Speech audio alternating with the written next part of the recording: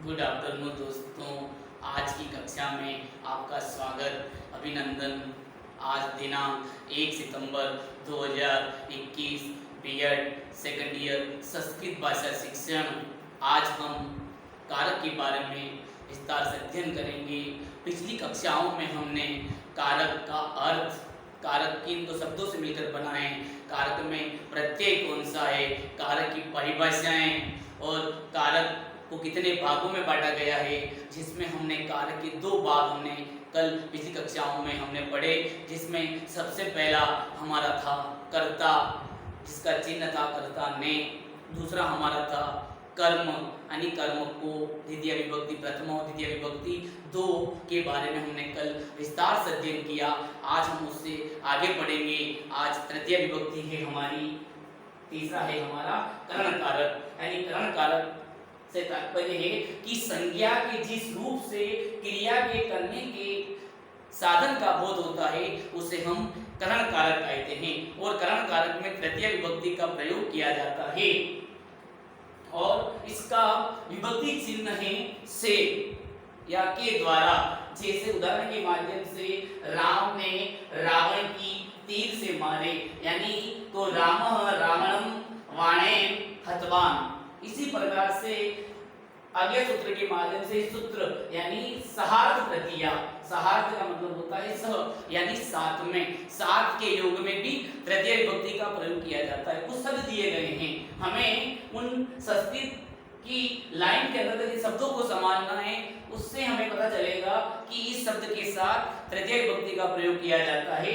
जैसे सह, साकम, सार्धम, समम, और इन सभी का अर्थ एक ही निकलता है साथ में। जैसे उदाहरण के माध्यम से रामेण सह सीता वनम अगच्छत। जैसे ये सह शब्द से हमें पता चल रहा है कि सह का मतलब होता है साथ में। इसका मतलब इस वाक्य में तृतीय विभक्ति का प्रयोग किया जाता है। जैसे अगला शब्द है रमेश मित्रेण सह क्रीडति, यानी रमेश मित्र के साथ खेलता है।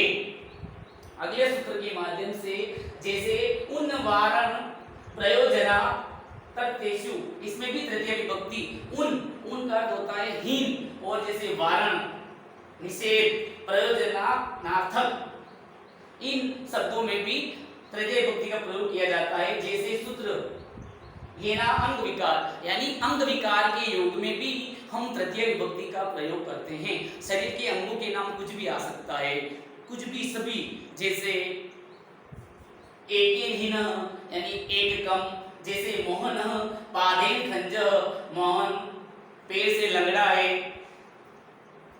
ये इस प्रकार से तृतीय विभक्ति का प्रयोग किया जाता है इन शब्दों में। अगला है हमारा संप्रदान कारक, हमारा चौथा कारक है। इसका अर्थ होता है, संप्रदान से तात्पर्य अर्थ होता है देना, अर्थात कर्ता जिसे कुछ देता है, यानी कर्ता जिसे कुछ देना चाहता है उसे हम संप्रदान कारक कहते हैं। इसका चिन्ह होता है के लिए। इसके अंतर्गत इसकी भी कुछ पहचान के शब्द हैं। जैसे रुच, रुच का मतलब होता है अच्छा लगना। जैसे क्रुद्ध, क्रुद्ध क्रोध करना। नमः, नमः का मतलब होता है नमस्कार करना। जैसे स्वस्ति, यानी कल्याण हो। स्वाहा, स्वधा, समर्पित, यानी मंत्रों के उच्चारण के अंतर्गत भी हम संप्रदान कारक यानी चतुर्थी विभक्ति का प्रयोग करते हैं। जैसे एक शब्द ही हमारा अलम, अलम से तात्पर्य होता है पर्याप्त। इसमें भी चतुर्थी विभक्ति का प्रयोग किया जाता है। ये सभी शब्द हैं, ये इसकी पहचान है। इन शब्दों को ध्यान में रखते हुए हम चतुर्थी विभक्ति का पता लगा सकते हैं। जैसे उदाहरण के लिए शिवाय नमः, भगवान शिव को नमस्कार। गणेशाय स्वाहा, सरस्वते नमः, यानी सरस्वती को नमस्कार। ये हमारी चतुर्थी विभक्ति है। अब आगे हम बढ़ेंगे अपदान कारक, यानी इसका चिन्ह होता है से, यानी अपदान से तात्पर्य हमें पता चल जाता है, यानी पृथक्करण, यानी अलग होना, वही अपदान कारक होता है कि अलग होने में। जैसे क्षेत्रपालः क्षेत्रागाः वारयति, और इसमें वैसे बहुत सारे जैसे पेड़ से पत्ता गिरता है तो ये भी अलग हो रहा है, यानी अलग होने में हम पंचमी विभक्ति का प्रयोग करते हैं।